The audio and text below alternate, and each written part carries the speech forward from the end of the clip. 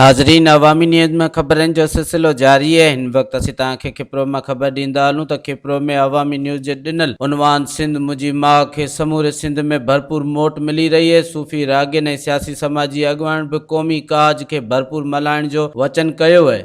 पंहिंजो अवामी जेको न्यूज़ आहे उन्हनि खे बि असांजो सलाम आहे जेको हू अहिड़ो असांजो सकाफ़ती ॾिहाड़ो त मल्हाइनि था, पर उन सां गॾु जेके असांजा सिंध धरती जा हक़ आहिनि उन्हनि जे बारे में बि ॻाल्हाइनि पिया ऐं प्रोग्राम पिया कनि। पहिरीं असांजी जेके क़ौम परस्त माण्हू आहे उहो दावो कंदा त सिंध सां नाइंसाफ़ी आहे, पर उहो हिकिड़ो बहितरीनु शौण आहे जो असांजी जेका मीडिया आहे उहा बि उन शइ खे खयों अथनि ऐं असांखे उमेदु आहे उनजा बहितर नतीजा निकिरंदा।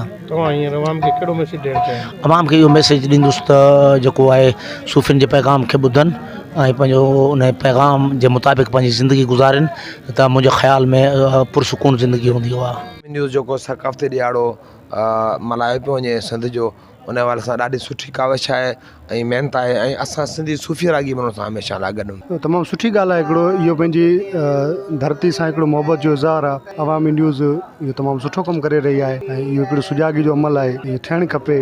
अवामी न्यूज़ जो असांजो हिन तहज़ीब ऐं तमदुन खे अॻिते वधाइण में अव्हांजे चैनल तमामु वॾो किरदारु अदा सां त प्रोग्राम थिए पियो, पर तव्हां त हमेशह तव्हांजे चैनल ऐं तव्हां हमेशह हर ॻाल्हि खे उजागर कयो, हर मसइले खे हल कल्चरल जेके प्रोग्राम थियनि था, तइलीमी प्रोग्राम थियनि था, सिहत जे हवाले सां प्रोग्राम थियनि था, तव्हांजो चैनल हमेशह उन खे खणे थो।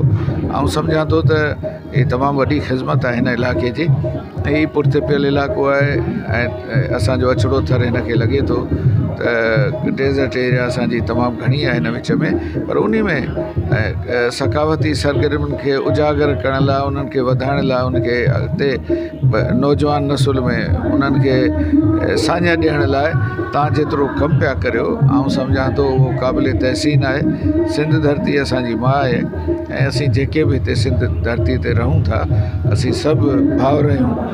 असांखे यकजहती जो मुज़ाहिरो करणु खपे, असांखे गॾिजी पंहिंजे सिंध खे, पंहिंजे मुल्क खे मज़बूत बनाइणु खपे। साईं बिल्कुलु आहे, हीअ बि पंहिंजे सकाफ़त एकता जो ॾींहुं आहे। बिल्कुलु हीअ पंहिंजो हिकिड़ो एकता जे हिसाब सां जेको तव्हां सिंधी हिसाब सां थिए पियो प्रोग्राम, ॾाढो भलो प्रोग्राम आहे, ॾाढो VIP उन में सही। मज़ीद खबरों और तफसीलात के लिए विजिट करें हमारी वेबसाइट www.awamiNewsHD.com।